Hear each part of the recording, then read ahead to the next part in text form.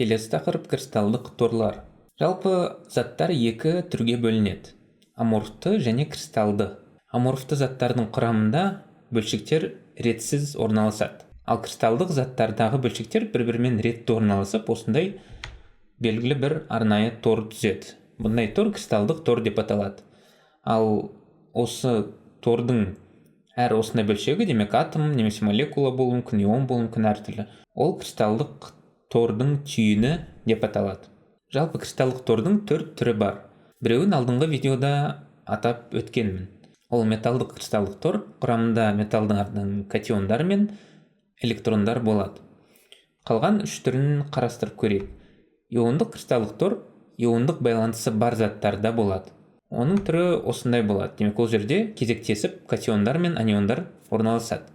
Иондық байланыстың бір ерекшелігі, ол байланыс барлық бағытта бірдей таралады. Демек, ковалентті байланыс секілді тек екі атом арасында ғана емес, бір ион бар ма, ол қарама-қарсы зарядталған иондардың барлығын өз айналасында жинақтап алады.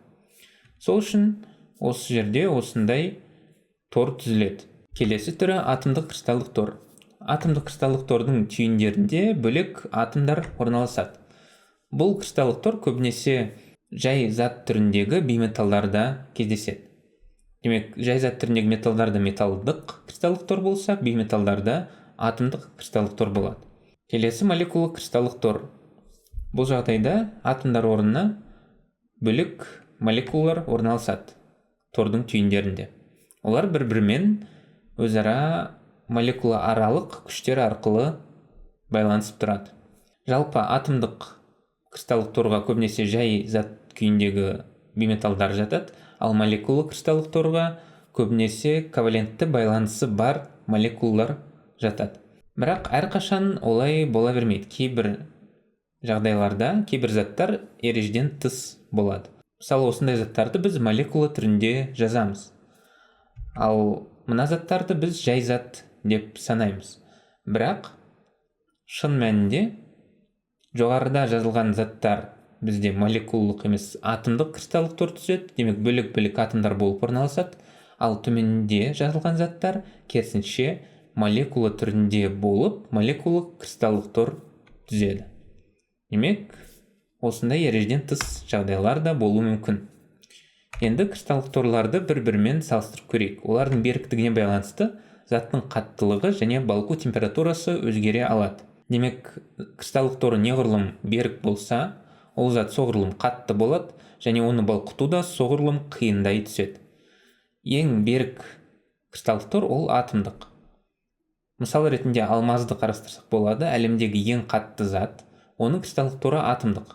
Сол үшін ол ең қатты, өте қатты, және балқуы да өте қиын. Одан кейін иондық кристалдық тор кетеді. Мысал ретінде тұзды қарастырсақ болады. Кәдімгі тұзды алсаңыз, оны балқыту да қиын, және үлкен кристалдарын алып көрсеңіз, олардың қатты екенін де байқайсыз.